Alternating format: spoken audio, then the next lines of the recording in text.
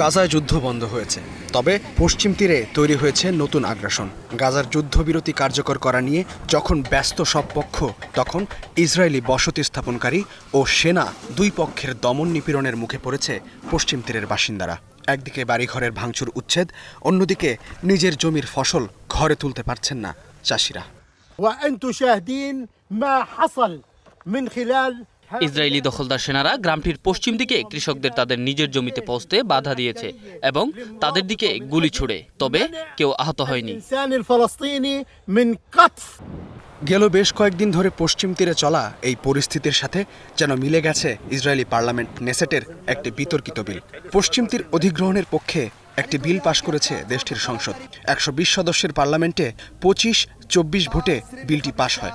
এটি উত্থাপন করেন কট্টর ডানপন্থী দল নোয়াম পার্টির নেতা ওভি মাউজ।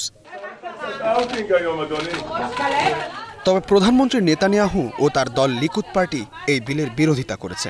লিকুদের পক্ষ থেকে বলা হয়েছে, যুক্তরাষ্ট্রের সঙ্গে সরকারের চলমান সম্পর্ক নষ্ট করার উদ্দেশ্যে বিরোধীরা এই বিল উত্থাপন করেছে। যদিও লিকুদ পার্টির এক সদস্য এই বিলের পক্ষেই ভোট দেন। যুক্তরাষ্ট্রের প্রেসিডেন্ট ডোনাল্ড ট্রাম্প তার গাজা শান্তি চুক্তির ২০ দফার ১৬ নম্বর দফায় উল্লেখ করেছিলেন, কোনোভাবেই ফিলিস্তিনের ভূমির কোনো অংশ ইসরায়েলের ভূখণ্ডের সঙ্গে যুক্ত করা যাবে না।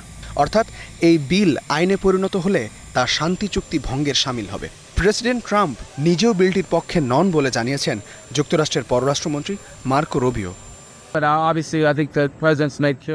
প্রেসিডেন্ট পরিষ্কারভাবে জানিয়েছেন, এই মুহূর্তে আমরা সেই বিষয়ে সমর্থন দিচ্ছি না। আমরা মনে করি এটি শান্তি চুক্তির জন্য হুমকিস্বরূপও হতে পারে। এই সময়ে বিষয়টি আমাদের পক্ষে নয়, বরং আমরা মনে করি এটি উল্টো ফল দিতে পারে।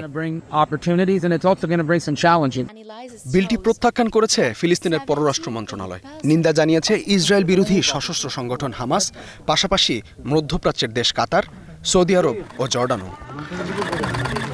ইস্তেয়াদুল মাহমুদ, স্টার নিউজ।